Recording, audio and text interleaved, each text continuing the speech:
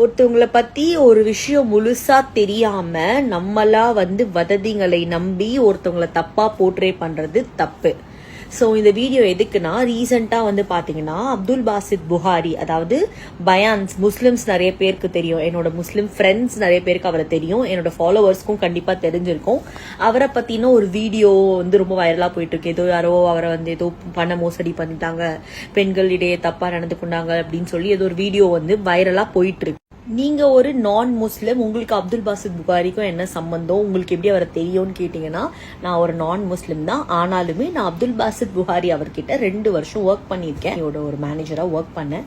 2 years நான் work பண்ணதுலேருந்து நான் அவரை பத்தி புரிஞ்சுக்கிட்டது என்னன்னா, is a very good human being, is a very kind hearted human being. இஸ்லாம் மார்க்கத்தை பின்பற்றக்கூடிய ஒரு நல்ல ஒரு ஹியூமன் பீயிங் தான். ஏன்னா நான் வேலை செஞ்சிருக்கேன் அவர்கிட்ட. ஸோ ரொம்ப ஒரு கண்ணியமான, மரியாதைக்குரிய, ரொம்பவே ஒரு நல்ல ஒரு மனுஷன் தான் அவரு. ஸோ இப்போ ஏதோ ஒரு பரவிக்கிட்டு இருக்கு, ஓகேவா? அது என்ன நடந்தது, எது உண்மை, எது ரியாலிட்டின்னு நமக்கு தெரியாது. ஸோ தெரியாம ஒருத்தவங்க இப்படிதான். ஏன்னா அவரு ரொம்ப ஒரு ஃபேமஸான ஒரு பிரபலம் இஸ்லாமிய சமுதாயத்துல. ஸோ அப்படி இருக்கும்போது இந்த மாதிரிலாம் ரூமர்ஸ் வர்றது ரொம்ப நார்மலான விஷயம் தான். ஸோ அது என்ன உண்மை, எது உண்மைன்னு தெரியாம நம்ம ஒருத்தரை பத்தி பேசுறது, அவங்கள பர்சனலா தெரியாம ரொம்ப ரொம்ப தப்பு.